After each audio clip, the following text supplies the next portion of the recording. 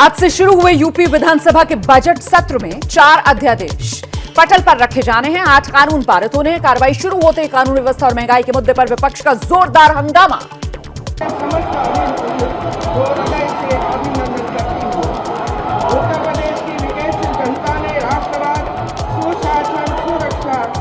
विकास पर विश्वास व्यक्त करते हुए मेरी सरकार को पुनः सेवा का अवसर प्रदान किया है।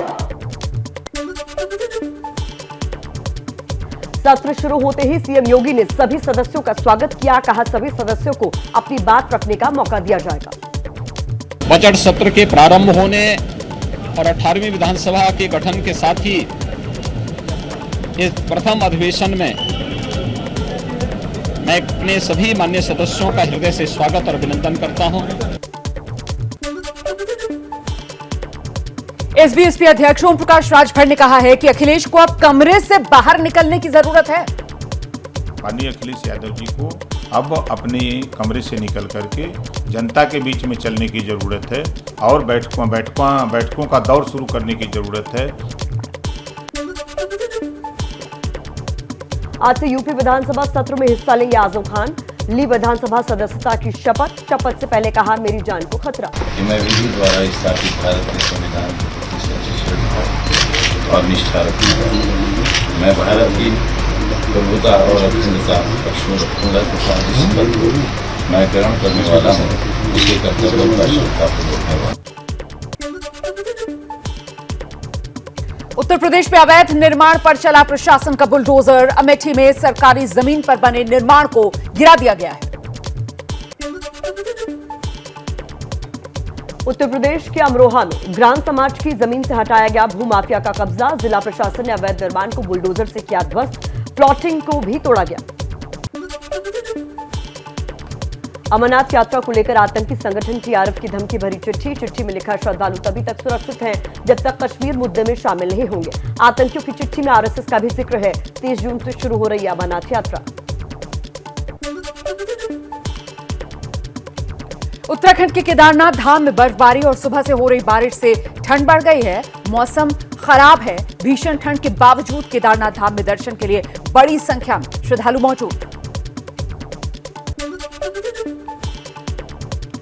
उत्तराखंड के कर्णप्रयाग में भी मौसम की करवट। तेज बारिश से गिरा तापमान। लोगों ने निकाले सर्दी के कपड़े। देहरादून में भी मौसम ने ली करवट। तेज हवाओं और बारिश से मौसम हुआ खुशगवार। हालांकि कुछ जगह पानी भरने से लोगों को दिक्कत भी हो रही है। उत्तरकाशी में सुबह से बारिश हो रही है। बारिश से मौसम सुहाना हो गया है। रानीखेत इलाके में हो रही बारिश से लोगों को पीने के पानी के संकट से निजात मिलने की उम्मीद है। बारिश से जंगलों में भड़की आग भी अब शांत है। उत्तराखंड के पौड़ी में बदला मौसम का मिजाज। पहाड़ों पर हो रही है जबरदस्त बारिश से तापमान में गिरावट। कोरोना के चलते 2 साल से बंद हेमकुंड साहिब की यात्रा शुरू। जो बोले सो निहाल के जयकारों के साथ खुले कपाट। पंच प्यारों की अगुवाई में 5000 श्रद्धालुओं ने मत्था टेका। दिल्ली में आज मौसम ने अचानक करवट ली है। सुबह से ही पूरे दिल्ली एनसीआर में तेज हवाओं के साथ बारिश शुरू हो गई है। तेज हवाओं की वजह से कई जगह पेड़ भी टूटे हैं। मौसम विभाग ने दिल्ली एनसीआर के लिए अनुमान जताया। अगले 2 दिन दिल्ली में ऐसा ही मौसम रहने वाला है। मौसम के बदले मिजाज से लोगों ने राहत की सांस ली है। बारिश की वजह से दिल्ली में दफ्तर जाने वालों को दिक्कत हो रही है। आईटीओ इलाके में जाम लगना शुरू हो गया है। इसके अलावा एयर ट्रैफिक पर भी इसका असर पड़ा है। 40 के करीब उड़ानें हैं जिन्हें देरी हो रही है। हरियाणा के गुरुग्राम में भी सुबह सुबह हुई बारिश से जहां एक तरफ लोगों को राहत मिली है वहीं दूसरी तरफ सड़कों पर जलभराव से मुसीबत भी है। दिल्ली से सटे ग्रेटर नोएडा में भी झमाझम बारिश हुई। ठंडी हवाएं चलने से मौसम सुहाना हुआ। दिल्ली से करीब 100 किलोमीटर दूर मेरठ में भी मौसम बदल गया है। तेज हवाओं के साथ बारिश की फुहारें। मौसम खुशगवार हो गया है।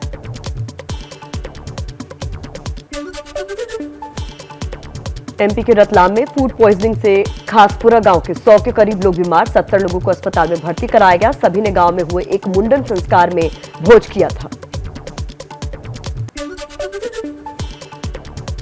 बिहार के पूर्णिया में कबाड़ से लदे ट्रक के पलटने से बड़ा हादसा हो गया है। हादसे में 8 मजदूरों की दर्दनाक मौत हो गई है। जलालगढ़ काली मंदिर के पास ट्रक बेकाबू होने की वजह से यह हादसा हुआ। पंजाब के होशियारपुर में बड़ा हादसा, 300 फुट गहरे बोरवेल में गिरे ऋतिक की दम घुटने से मौत। एनडीआरएफ ने बोरवेल से निकाला था। मुंबई के वर्ली इलाके में दिव्यांगों के स्कूल में आज सुबह आग लग गई। आग पर समय रहते फायर ब्रिगेड की 5 गाड़ियों ने काबू पा लिया, जिससे कोई नुकसान नहीं हुआ। मुंबई के पास ठाणे में टाटा मोटर्स के सर्विस सेंटर में भीषण आग लग गई। फायर ब्रिगेड ने आग पर किसी तरह काबू पाया। मध्य प्रदेश के डिंडोरी के जिला अस्पताल के आईसीयू वार्ड में आग लगी। फायर सेफ्टी इंतजामों की पोल खुल गई। हालांकि वक्त रहते अस्पताल में मौजूद 100 से ज्यादा मरीज और तीमारदारों को बाहर निकाल लिया गया। प्रधानमंत्री मोदी 2 दिन के दौरे पर जापान पहुंचे। टोक्यो अंतर्राष्ट्रीय हवाई अड्डे पर पीएम मोदी का जोरदार स्वागत हुआ।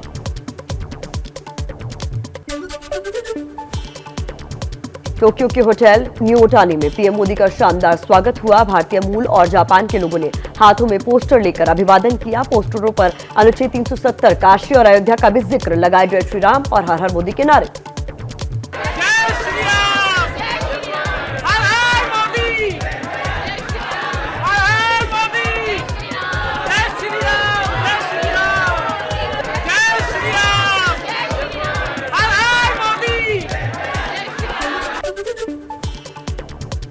प्रधानमंत्री मोदी के स्वागत के लिए पहुंची महिलाओं ने उनसे हाथ मिलाया, देश प्रेम के गीत सुनाए, सारे जहां से अच्छा भी गाया। हिंदुस्तां हमारा हमारा सारे जहां से अच्छा। उनका ऑरा वो अनमैच्ड है एंड हम सिर्फ झलक के लिए आए थे, बट उनसे हैंडशेक करने के बाद से we are like done. PM Modi Tokyo airport पर जब बच्चों से बात कर रहे थे तो एक जापानी बच्चे को हिंदी बोलते सुनकर हैरान रह गए। बच्चे का नाम रित्सुकी है और ये जापानी मूल का है। हिंदी इसने स्कूल में सीखी है। मेरा नाम रित्सुकी है। मैं ग्लोबल इंग्लिश 5वीं कक्षा में पढ़ता हूँ। जापान में आपका बहुत स्वागत है। May I have your signature? May I have your signature, please? Tokyo में बच्चों ने भी किया पीएम मोदी का स्वागत। भारतीय बच्चों ने खुद की बनाई पेंटिंग्स पर प्रधानमंत्री के ऑटोग्राफ भी लिए। ज्ञानवापी विवाद में आज दोपहर 2 बजे के बाद जिला जज अजय कुमार विश्वेश की कोर्ट में शुरू होगी सुनवाई। हिंदू पक्ष के नंदी के सामने की दीवार तोड़कर सर्वे की मांग, मुस्लिम पक्ष की दलील जिसे शिवलिंग बताया जा रहा है वो फव्वारा है। ज्ञानवापी विवाद में आज एक और याचिका दाखिल होगी। काशी विश्वनाथ मंदिर के महंत डॉक्टर कुलपति तिवारी वाराणसी कोर्ट में शिवलिंग मिलने के दावे वाली जगह पर पूजा के लिए अपील करेंगे। मुझे न्यायालय दे आदेश, इसमें मुसलमान भाइयों को विरोध नहीं होना चाहिए। हम जाएंगे, पूजा पाठ करेंगे, सब करेंगे। करने के बाद अपनी जो सारा जो है जिम्मेदारी निभाएंगे।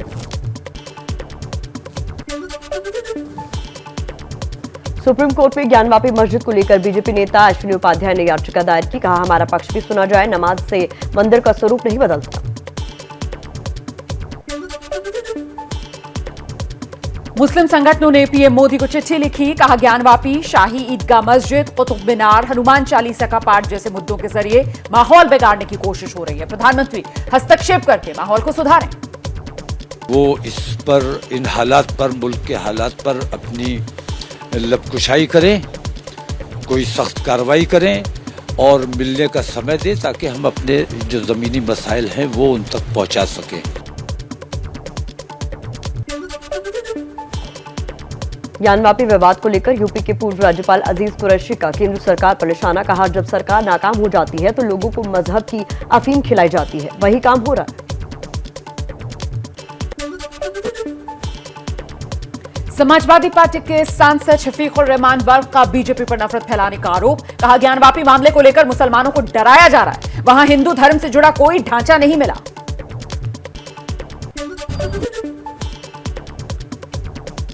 बर्क के बयान पर बीजेपी की विवादित टिप्पणी। पार्टी प्रवक्ता हीरो वाजपेयी ने कहा, अभी तो बर्क के घुटनों में तकलीफ है, ऐसे ही उलझुल बयान देंगे तो घुटनों पर ही आ जाएंगे। घुटने उनके काम करना छोड़ दिए हैं, वो घुटने पे आ गए और इस तरह के बयान देते रहेंगे तो मेरे ख्याल से और शरीर भी काम करना छोड़ देगा। देश की आत्मा से खिलवाड़ कर देना बंद कर देना चाहिए।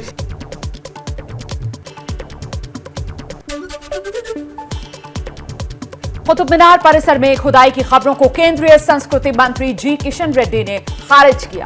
कहा, ऐसा कोई फैसला नहीं हुआ है। एमपी के बारा में एक धर्म विशेष के खिलाफ सोशल मीडिया पर टिप्पणी से लोग नाराज। किया कोतवाली का घेराव। 4 दिन पहले दर्ज कराया केस, लेकिन अब तक नहीं हुई कार्रवाई। राज्यसभा चुनाव के लिए शिवसेना उतारेगी 2 उम्मीदवार। शिवसेना सांसद संजय राउत ने किया दोनों को जीत कराने का बड़ा दावा। देखिए, राज्यसभा का जो चुनाव हो रहा है उसमें शिवसेना अपने 2 उम्मीदवार उतारेगी। इस बार शिवसेना के 2 सदस्य राज्यसभा में चुनकर जाएंगे।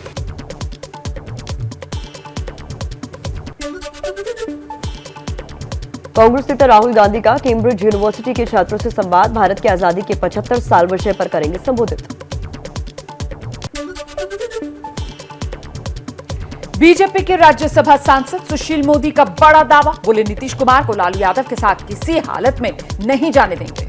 और एक बार नीतीश जी चले गए तो उन्होंने देखा कि क्या स्थिति बनी है, तो दोबारा नहीं जा सकते। मुझे तो बिल्कुल सपने में भी इस बात की कल्पना नहीं है कि नीतीश जी कभी लालू यादव से हाथ मिला सकते हैं। बिहार के पूर्व सीएम लालू यादव के घर सीबीआई छापेमारी पर बोले नीतीश कुमार। कहा, जिसने छापे मारे वही बताएगा क्यों कार्रवाई की।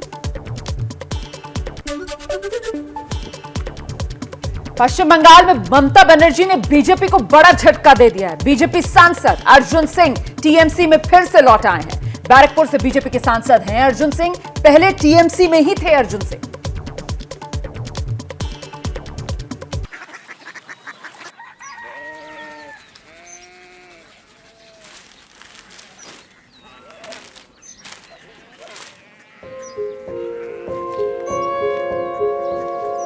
बाबा बाबा Korea city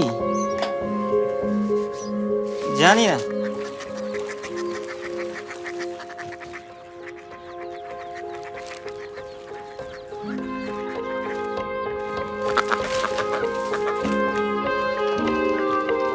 Korea city.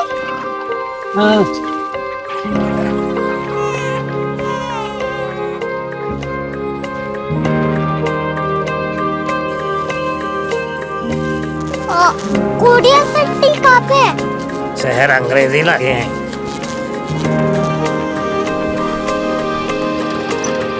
Korea city.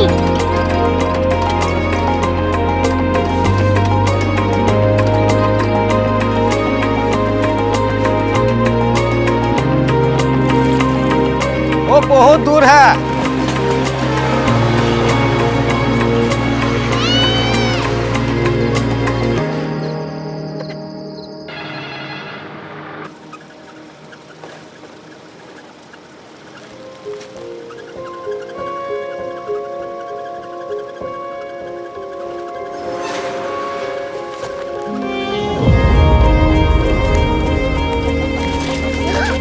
Korea city.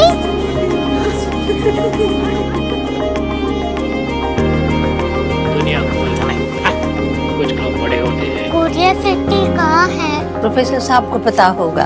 हो, ये छोटा वाला ग्लोब लगता है और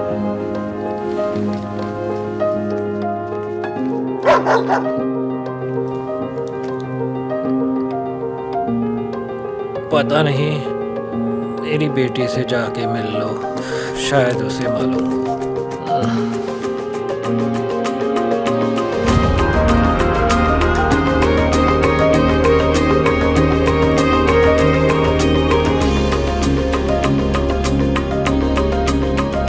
हाय,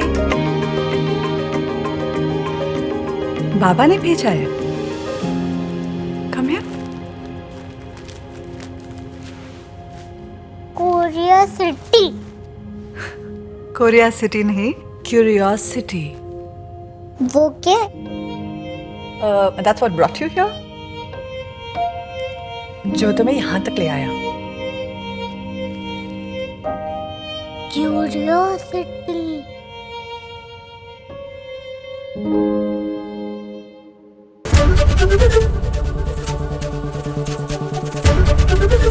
ABP न्यूज आपको रखे आगे।